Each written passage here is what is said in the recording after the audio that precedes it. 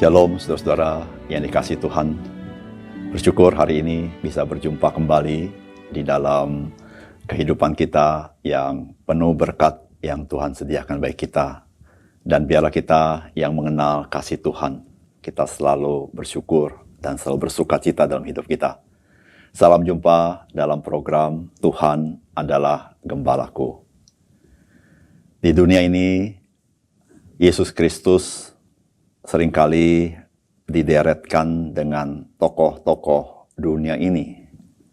Bahkan ada orang yang mencoba membanding-bandingkan mengenai ketokohan Yesus Kristus dengan tokoh-tokoh di dunia ini. Bahkan mereka mencoba menskalakan seberapa besar pengaruh tokoh-tokoh ini dan juga dengan Yesus Kristus. Saudara-saudara yang kasih dalam Tuhan, seringkali orang berpikir bahwa Yesus Kristus itu baru ada sejak 2000 tahun yang lalu ketika ia lahir ke dalam dunia ini. Dan mereka melihat Yesus Kristus tidak ada bedanya dengan tokoh-tokoh lain, termasuk dengan tokoh-tokoh agama. Dan banyak orang mengklasifikasikan Yesus Kristus dengan tokoh agama. Inilah yang kita pelajari dan kita renungkan hari ini dari firman Tuhan di dalam Matius pasal 22 ayat 41 sampai 46. Ketika orang-orang Farisi sedang berkumpul, Yesus bertanya kepada mereka, katanya, "Apakah pendapatmu tentang Mesias? Anak siapakah dia?" Kata mereka kepadanya, "Anak Daud." Katanya kepada mereka, "Jika demikian, bagaimanakah Daud oleh pimpinan roh dapat menyebut dia tuannya? Ketika ia berkata, Tuhan telah berfirman kepada Tuanku, duduklah di sebelah kananku sampai musuh-musuhmu kutaruh di bawah kakimu."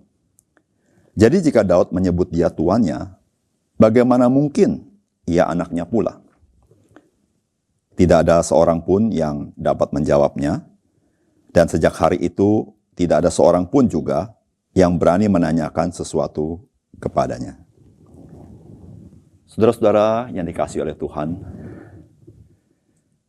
pada bagian firman Tuhan ini yang kita baca, ada sesuatu yang berbeda daripada biasanya. Biasanya para pemimpin agama, termasuk orang-orang Farisi, suka bertanya kepada Tuhan Yesus. Dan pertanyaan mereka adalah pertanyaan untuk mencobai Tuhan Yesus. Siapa tahu Tuhan Yesus menjawab sesuatu yang bisa menimbulkan ancaman bagi Tuhan Yesus sendiri. Tetapi kali ini Tuhan Yesus bukan ditanya oleh pemimpin agama, tetapi Tuhan Yesus yang bertanya kepada mereka tentang Mesias. Karena Tuhan Yesus yakin bahwa orang-orang Farisi sangat memahami perjanjian lama. Apa yang kita bisa pelajari dari apa yang Tuhan Yesus tanyakan tentang Mesias kepada mereka? Yang pertama-tama, Tuhan Allah menolong kita mengenali Mesias melalui kitab suci dengan memberikan silsilah dari manakah asal Mesias itu datang. Saudara, jikalau saudara membaca perjanjian lama, maka saudara bisa memahami bahwa kedatangan Mesias itu sudah dijanjikan Allah di dalam perjanjian lama. Pertama-tama tentu kepada Abraham. Ketika Tuhan berkata, keturunanmu akan memberkati bangsa-bangsa lain. Yaitu maksudnya adalah kedatangan Mesias. Dia akan memberkati bukan hanya bangsa Yahudi, tapi dia memberkati bangsa-bangsa lain. Sehingga bangsa-bangsa lain yang sebenarnya bukan keturunan Abraham, tetapi mereka menjadi anak-anak Abraham karena iman kepada Mesias. Tapi bukan saja janji kepada Abraham, Allah juga berjanji kepada Raja Daud bahwa Mesias akan duduk di atas tahta Daud, dan tahta itu, kerajaan itu adalah kerajaan yang sampai selama-lamanya. Itulah kerajaan Mesias. Di dalam bagian ini, Tuhan Yesus mempertanyakan, bagaimanakah mungkin Mesias yang adalah keturunan Daud, tetapi Daud memanggil dia adalah Tuannya. Saudara yang kasih dalam Tuhan, mengapa Tuhan memberikan silsilah yang begitu panjang dalam perjanjian lama sampai kedatangan Mesias? Tujuan Allah supaya saudara dan saya bisa mengenali siapakah Mesias yang sesungguhnya. Bukan berdasarkan kata orang, bukan berdasarkan pendapat ahli, tetapi memang terdapat dalam kitab suci yang dapat diuji historisitasnya. Karena saudara-saudara, mengenal juru selamat adalah keselamatan yang kekal itu. Tetapi tidak mengenal juru selamat adalah kebinasaan. Sehingga saudara-saudara, pengenalan kita kepada Mesias itu berbicara masalah saudara mendapat hidup kekal atau saudara mendapat kebinasaan. Oleh karena itu, kitab suci dengan begitu detail ketika membicarakan tentang Mesias. Itulah Tuhan begitu mengasihi kita. Dan Tuhan ingin saudara dan saya boleh mengalami keselamatan yang daripada Tuhan. Yang kedua, saudara-saudara, dari bagian ini Tuhan Yesus menekankan bahwa Tuhan Yesus sudah ada sejak kekal karena Dia adalah Allah. Pertanyaan Tuhan Yesus, anak siapakah Mesias itu? Bagi orang Farisi, jawabannya mudah. Karena memang itu jelas dalam perjanjian lama. Mesias itu anak Daud. Lalu Tuhan Yesus mengutip perjanjian lama. Dan dia mengatakan mengapa Mesias itu adalah anak Daud, tetapi Daud memanggil dia Tuan. Sebagaimana kutipan dikatakan, Tuhan telah berfirman kepada Tuanku, duduklah di sebelah kananku, sampai musuh-musuhmu kutaruh di bawah kakimu. Jadi jika Daud menyebut dia tuannya, bagaimana mungkin ia anaknya pula? Saudara-saudara, Raja Daud adalah seorang raja yang tertinggi di Israel. Tidak ada yang di atas dia. Tetapi Tuhan berbicara kepada Raja Daud mengatakan, ada tuan di atas Raja Daud.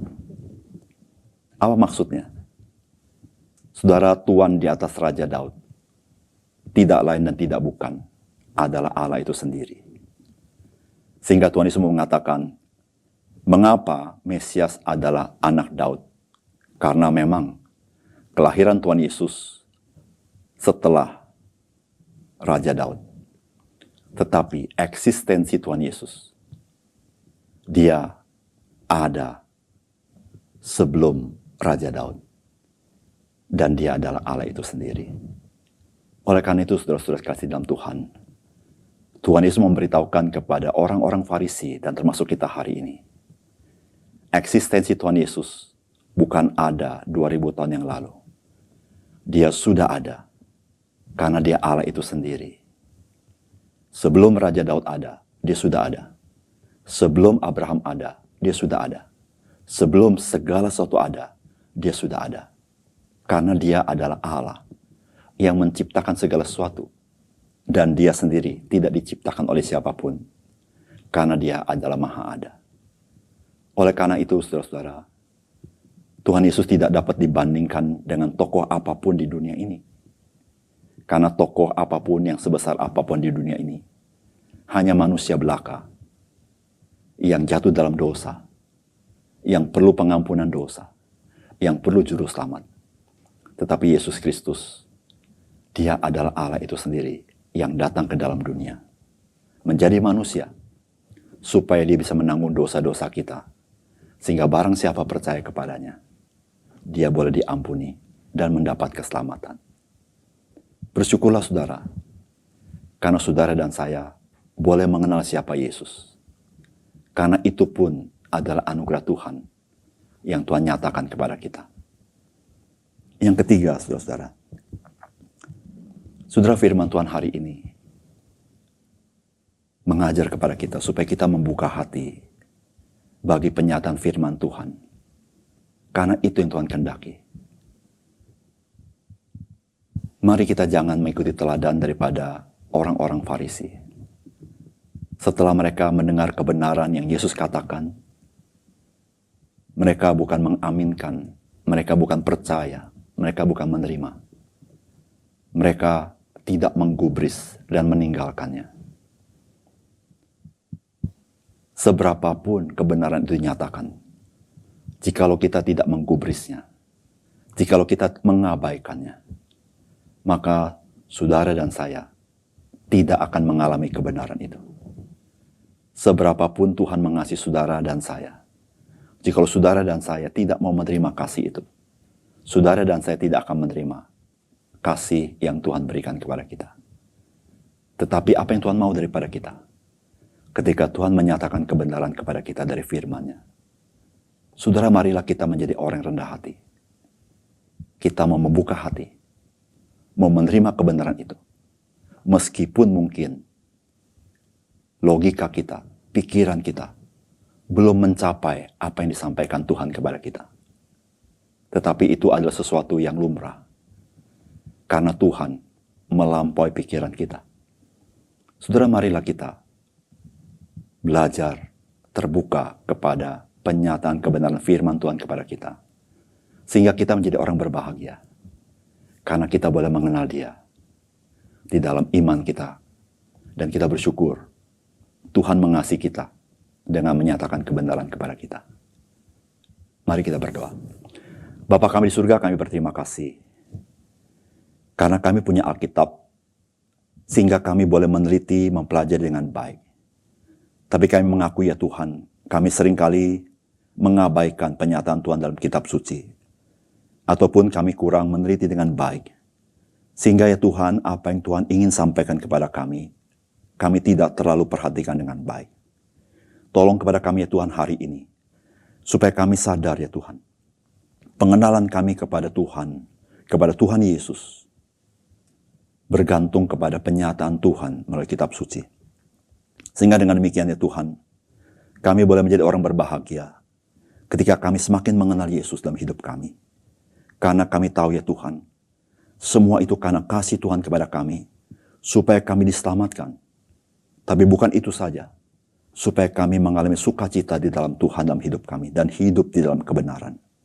Bapa surga, biarlah hari ini kami menjadi orang-orang percaya yang menjadi murid Yesus Kristus, yang terbuka kepada penyataan firman Tuhan kepada kami, untuk kami taati, untuk kami hidupi, sehingga kami boleh menjadi orang yang bersukacita.